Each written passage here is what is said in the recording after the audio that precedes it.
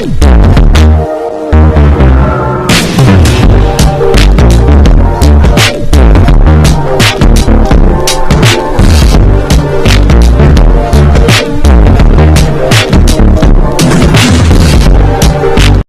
welcome to Mr.Nithish kitchen. இன்னைக்கு நம்ம என்ன ரெசிபி செய்ய போறோம்னா தீபாவளி ஸ்பெஷல் தேங்காய் பால் முறுக்கு எப்படி சிம்பிளா குயிக்கா வீட்லயே ஈஸியா செய்யலாங்கிறத வாங்க வீடியோக்குள்ள போய் பார்க்கலாம்.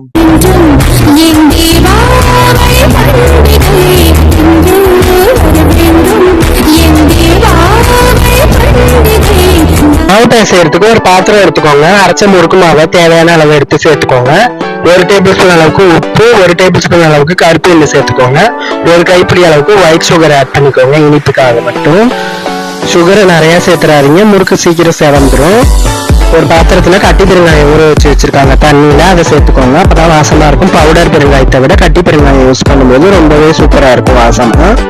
இப்போ ஒரு முழு தேங்காய பால் எடுத்து வச்சிருக்காங்க, அதையும் கொஞ்சம் கொஞ்சமா ஊற்றி பிசைஞ்சுக்கோங்க. பால் தீர்ந்துட்டுனா தண்ணியும் கொஞ்சமா தெளிச்சு பிசைஞ்சுக்கலாம். இப்போ முறுக்கு கிறிஸ்பியா கிடைக்கிறதுக்கு 2 டேபிள் ஸ்பூன் அளவுக்கு பட்டர் ஆட் பண்ணி நல்லா பிசைஞ்சு ரெடி பண்ணிட்டாங்க பாருங்க.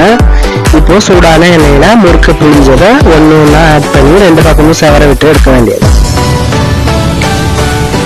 2 பக்கமும் திருப்பி போட்டு நல்லா செவந்து வந்தோடனே எடுத்துக்கோங்க.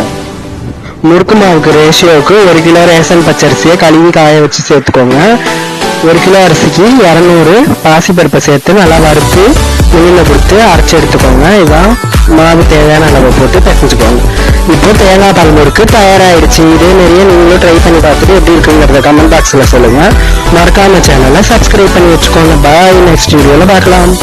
முறுக்கு நல்லா எப்படி கிறிஸ்பியாக கிடச்சிருக்குன்னு பாருங்கள். சவுண்டு கேட்கும், ரொம்பவே சூப்பராக இருக்குது. பாய். The Diwali